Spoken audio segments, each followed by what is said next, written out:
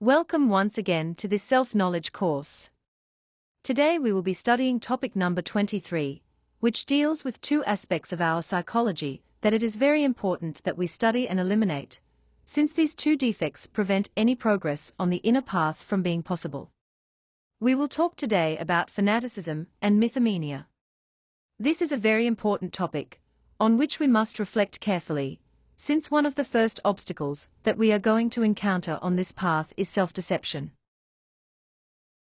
So, the objective of this topic is for us to learn to identify these defects within ourselves. Both the defect of fanaticism and mythomania. That we get to observe how they manifest in us, since it is very easy to see them in other people, but the most difficult thing is to discover those details in our own psyche. And that we understand the consequences of falling into self-deception due to these psychological defects, since thanks to them we can end up twisting our inner path, and worse still, we can end up twisting the inner path of others. So, let's start by talking about what fanaticism is. And to understand it, let's analyze various details that characterize the fanatic. The fanatic is the person who shows too much zeal for a belief. Then we will find our fanatic self present and manifesting in everything in which we believe, and that we feel the need to defend with too much passion. The fanatic is one who jealously guards his belief, does not want anyone to touch it, and reacts with anger, fury, and even violence against those who have a contrary opinion or believe in something different. The fanatic is convinced that what he believes in is superior to what others believe, and that the fact of believing in it, therefore, makes him superior to others. Because fanaticism leads us to believe that by believing in something we are already safe. And we tend to fanaticize about many things, from sports teams, people or characters, singers, political leaders, etc. But perhaps the strongest of the details of fanaticism is religious fanaticism, since the person feels that what is at stake is the salvation of his soul.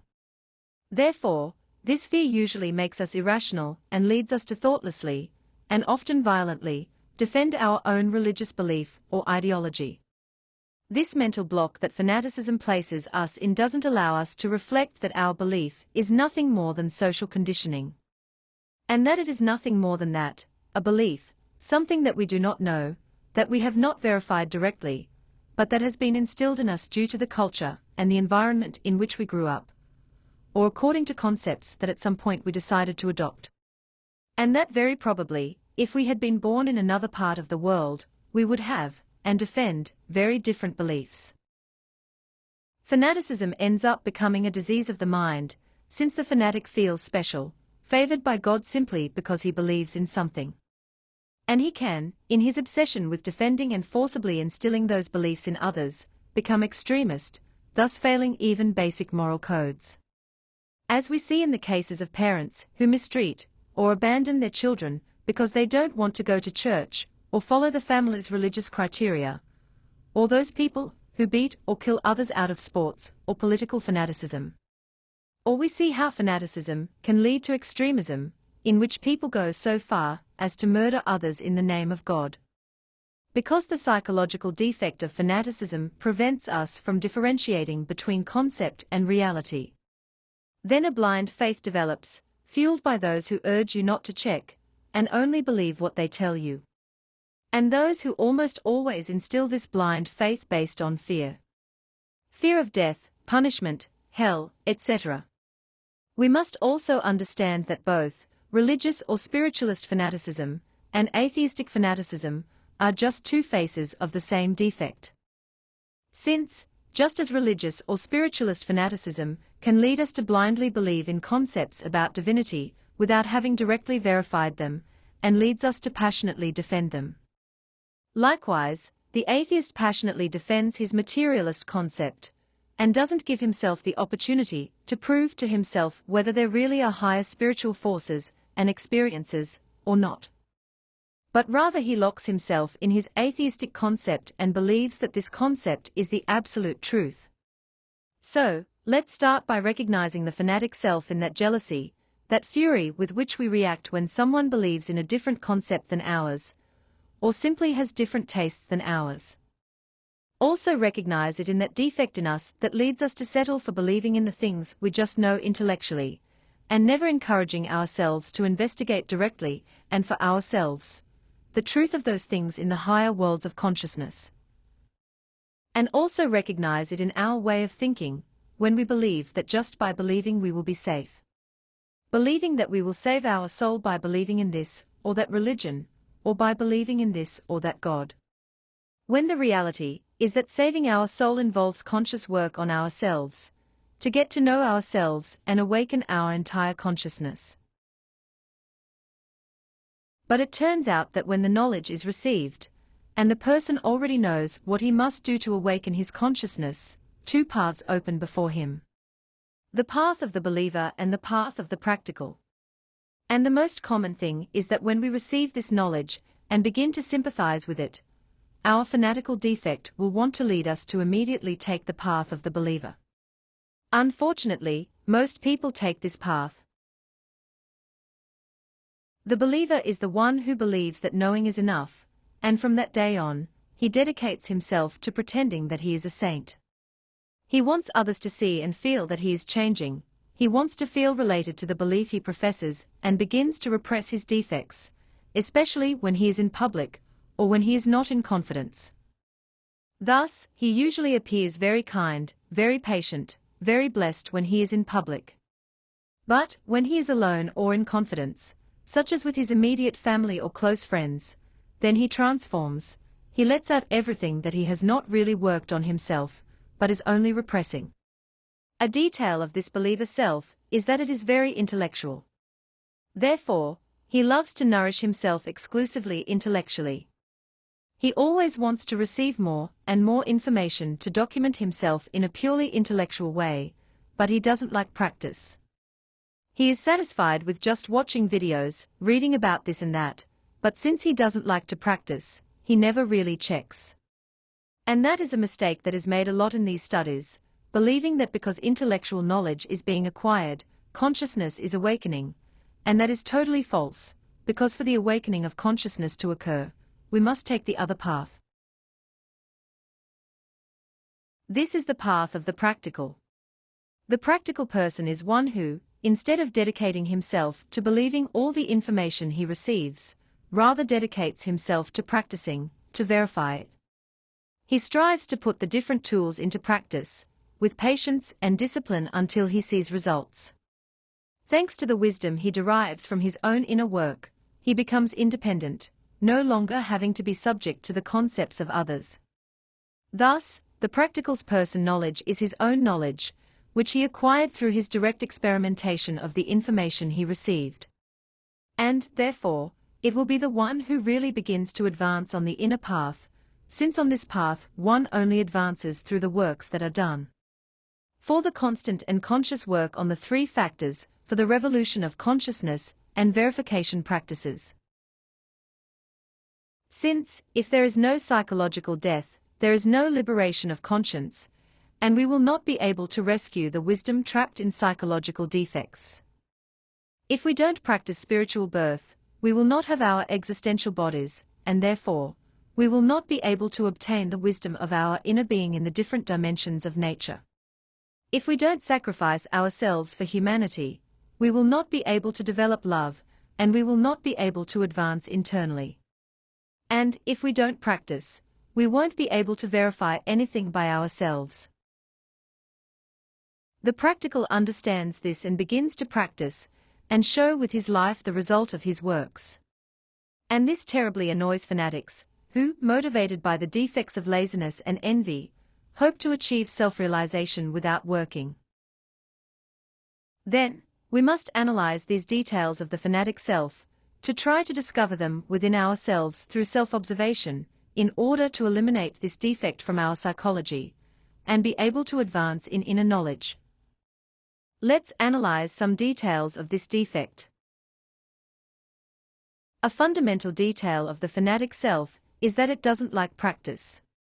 He likes to hear about the topics, but he doesn't really dare to practice them, or he tries and gets discouraged at the first failure. Therefore, fanatics don't have their own knowledge, they are only satisfied with repeating what they heard others say. Therefore, they will always need a leader to believe in. Fanatics become dependent, they don't develop their own autonomy or their own strength, and they tend to become submissive and dependent on that leader. They also tend to be very intellectual, they believe that they know the most, and there we find details of pride and superiority. Then, we must reflect on the fact that fanatics are always followers of people, so they are always looking for someone who seems wise or advanced to follow and feel safe. They always want to have a master to guide them, but they don't seek the guidance of their true master, who is their inner being.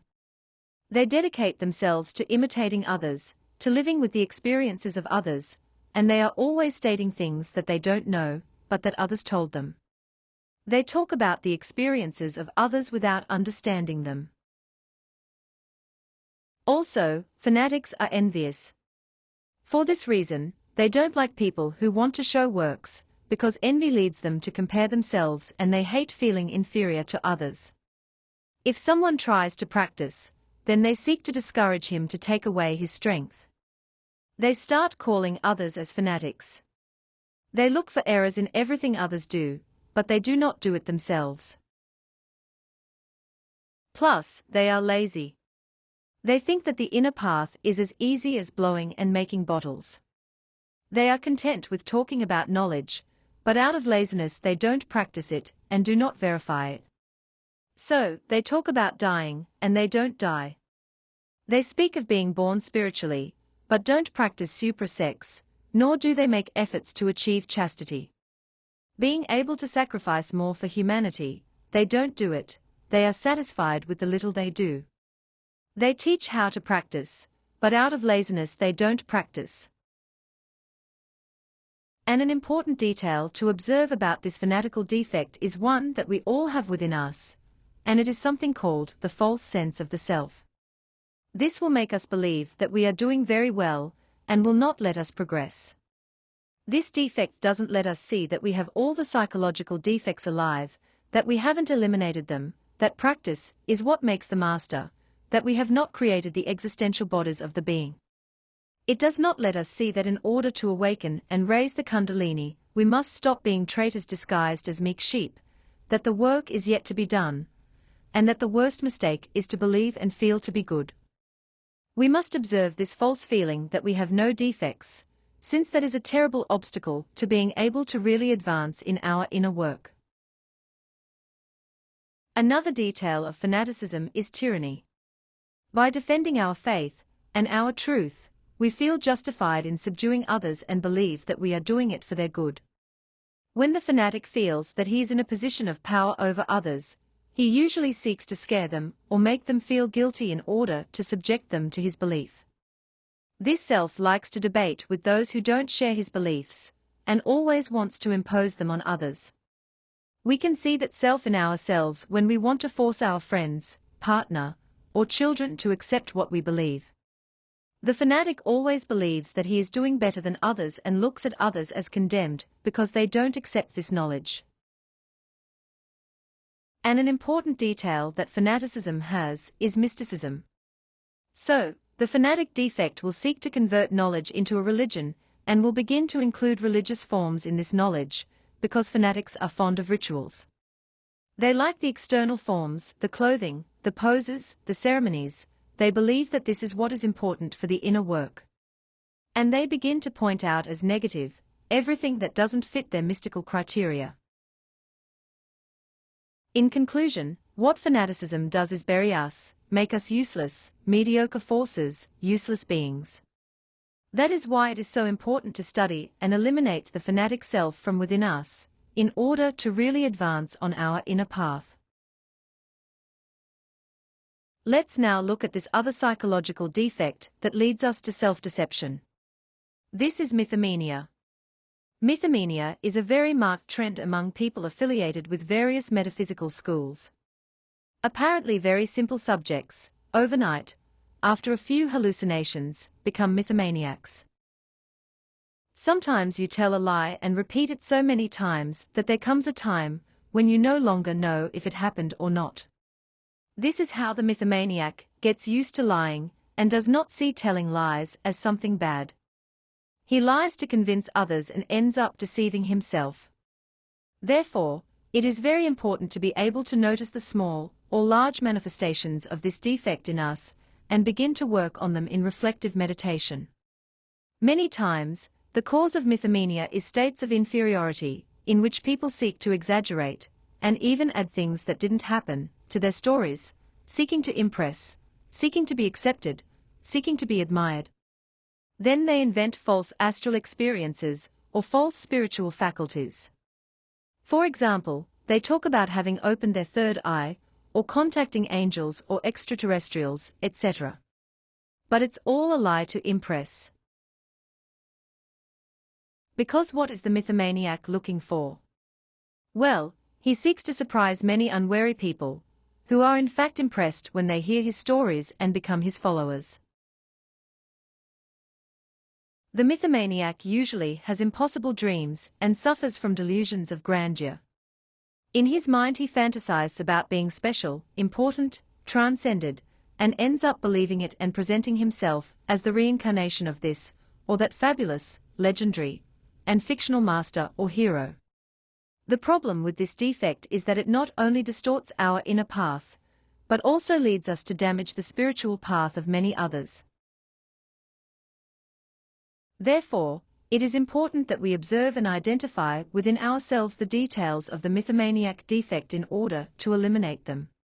Some details that we could mention are the delusion of grandeur, which develops in us when we feel the need to feel superior to others or to feel special, and that need to impress others to make them think that we are special or superior.